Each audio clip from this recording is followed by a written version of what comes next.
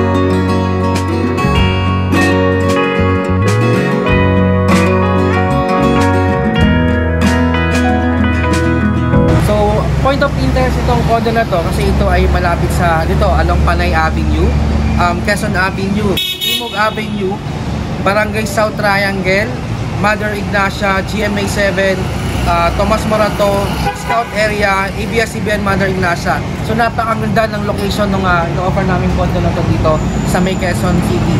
So samahan nyo ako para i-house tour natin at ipakita ko sa inyo yung mga ino-offer namin na unit dito. Tara, let's go! Ito no, dito sa may harap nung kanyang condo, makita nyo, ayan no, yung itaas niya. May mga ino-offer tayo dito ng mga studio type, bare no, pwede na mag-combine ng unit. Yung bare type na yon, yung unit natin dito, pwede siyang i-convert ng 1 bedroom or 2 bedroom. So tingnan lang natin para makita natin kung gaano kaganda yung condo ni no-offer natin dito. Pero bago tayo pumunta doon ay makita nyo ito yung area niya sa paligid niya. Ito yung Panay Avenue. So tulad ng nabanggit ko kanina, dahil napakaganda ng location nito at talagang marami na lang nag-invest. At ito yung pinakamurang condo dito sa area na to. Ayan, kung kayo ay interesado, samahan nyo ako at i-house tour natin itong bagong-bago to na condo na ino-offer namin dito sa Quezon City. Yan. Pero kung bago ka pa lang pala sa akin channel, huwag nyo po munang kalimutan na mag-subscribe, mag-like, pa-share na rin po ng aming mga video, and pa-like na rin po yung notification bell, pahit po yung notification bell para lagi kayong updated sa mga bago naming house tour. Ayan. So, tingnan natin. So, tara, let's go. Punta na natin yung condo. Mapapansin nyo, yung ibaba niya is commercial.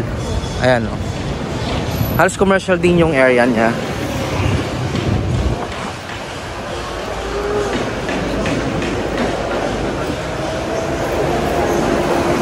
Check natin yung loob.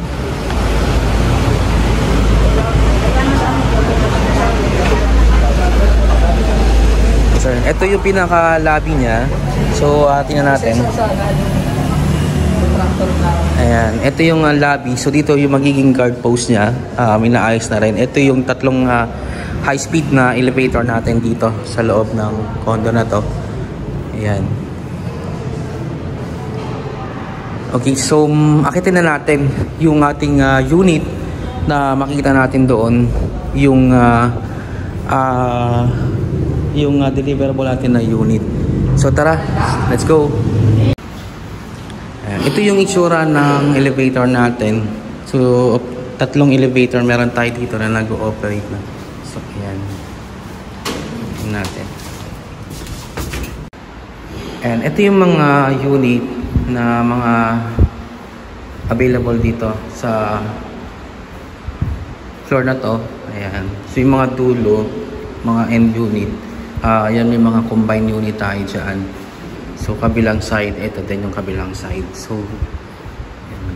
Galing tayo dun sa elevator. Ayan.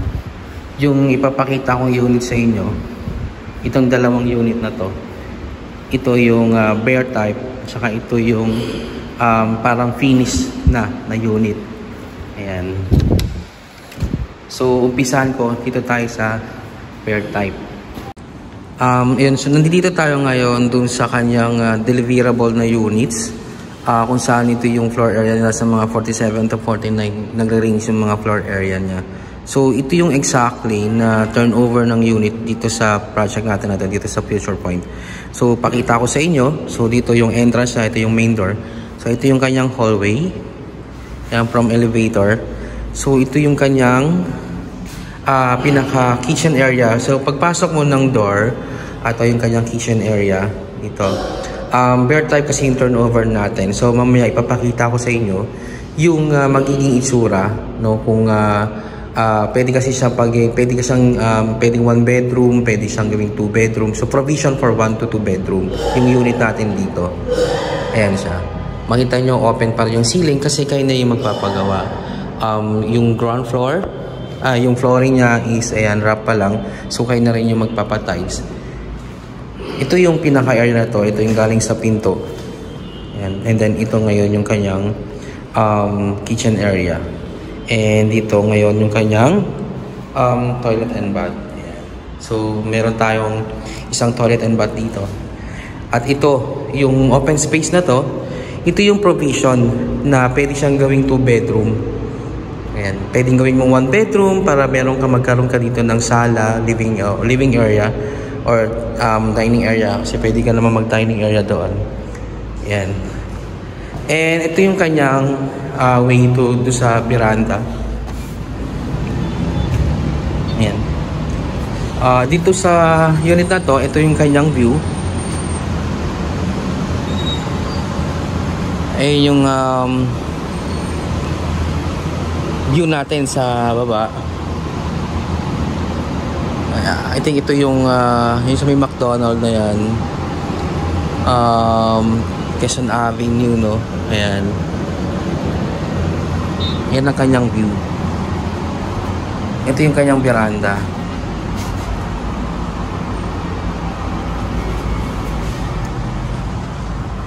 Meron tayong sliding na window dito. Tapos ito yung provision natin for yung aircon, na window type na aircon. Ayan, mapapansin nyo yung kanyang ceiling. Ang lawak ng space kasi kaya dito ng 2 bedroom. So ngayon, pupunta tayo ngayon doon sa yung unit na na-design nila na 2 bedroom, kung saan mapapakita natin yung possible na pwedeng maging soon to be nitong unit natin na ito na bare type na to. Ito yung turnover natin. Okay, so ito yung kanyang electrical panel, so may intercom, mga switch. Ayan, so pasilip ko lang ulit. Ito mismo yung turnover ng unit natin dito sa project natin na to. Ayan ang kanyang CR and yung open space. Ngayon, puntahan natin ngayon yung nil-design na nila na 2 bedroom unit. Andito na ngayon tayo sa yung nakadesign na 2 bedroom. Yung sa kabila, ito yung pinakita ko sa inyo kanina. Ngayon tingnan naman natin yung naka-design na 2 bedroom. Ayan, ito pa rin yung kanyang hallway and yung elevator na doon. Tingnan natin. Yung main door, ayan, solid wood naman yung kinabit natin na main door. And ito yung kanyang, ipagpasok natin dito, ito yung kanyang kitchen area. Ayan, and dining area. Pwede yung dining area. So mapapansin nyo, naglagay na rin sila ng cabinet. Modular cabinet. Ayan. Tapos andun yung split type na aircon. Ayan. Ito yung modular cabinet yung kilabit na dito. So yung kanina yung turnover natin, di ba, sabi ko isa bare unit. So ito na yung magiging sample kung gagawin mo siyang 2 bedroom unit. Ayan. Pagpasok, so andyan pa rin yung electrical panel natin. So ikot ko lang. Ito yung ating kitchen area, dining area. Ayan. And ito na ngayon yung pinaka-hallway kasi ginawa niya tong 2 bedroom. So dito yung kanyang toilet and bath. Maluwag yung space ng toilet and bath. So yung mga size ng floor area ng bawat room ay ilalagay natin dyan sa taas, sa kaliwa. Ayan, makikita nyo yung floor plan. Ayan. And yung pinto is PVC. And dito ngayon yung ginawa niyang 2 bedroom. So ito yung first room. Ayan. So ito yung door. At yung ceiling pinaka-cove na, no, naka-cove. Tapos naglagay sila ng isang split type na aircon dyan. And yung flooring niya, ito HDF siya. Ang ganda, no? Design ng room. Ulitin ko, yung turnover natin yung bare type. So kayo na ang magpapagawa nitong mga ano dito sa loob ng unit nyo. So yan, kung gagawin yung 2 bedroom, pwede rin yung gawing 1 bedroom lang, nasa sa inyo na po yan. And ito naman, yung pangalawang room niya. Ayan, same din, nag-design lang siya ng cove. So meron siya dito nilagay na, ito kasi may window talaga to. Ayan, in-close lang, no, yung room.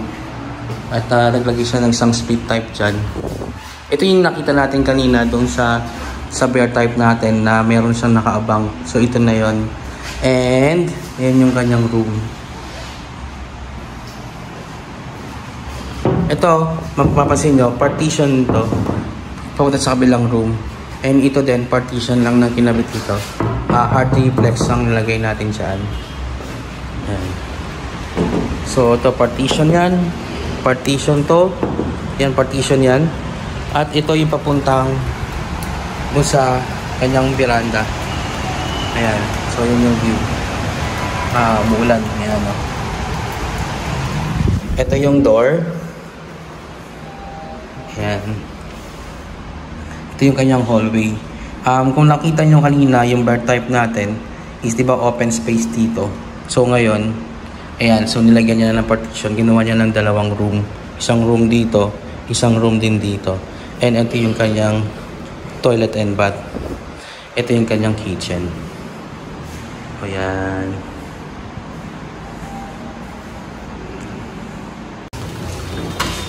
Ayan, puntahan natin ngayon yung kanilang mga amenities dito. I think ito yata yung gagawing gym. Ito yung gym. Dito ilalagay yung kanilang gym. Kasi ito yung lounge, no? Ito sa side na to. Ayan. At yun doon, meron sila doon function room. Kung saan pwedeng, halimbawa kung may mga event kayo, birthday, pwedeng ganapin dyan sa function hall na yan. So ayan, meron tayong open field dito. Ayan. And then dito naman yung papuntang swimming pool area natin sa taas. So silipin lang natin swimming pool.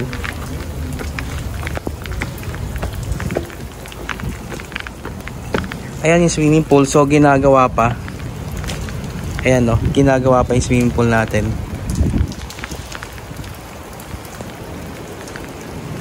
Ayan, yung amenities natin dito. Sa baba muna tayo at umuulan.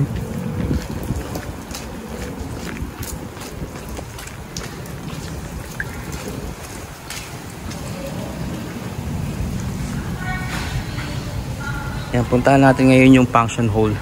Actually, merong event ngayon dito, yung marketing. Nag-gather ng event dito. So dito may mga comfort room tayo dito, pang male saka pang male saka pang female. So ito yung open grounds natin. Dito sa penthouse to yung lugar na to. So ito yung function hall natin kung saan merong may event.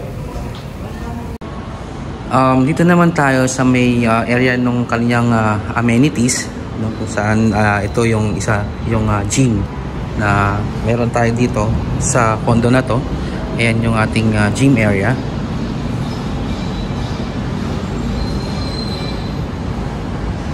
Ayan yung mga equipment natin dito sa loob ng gym area.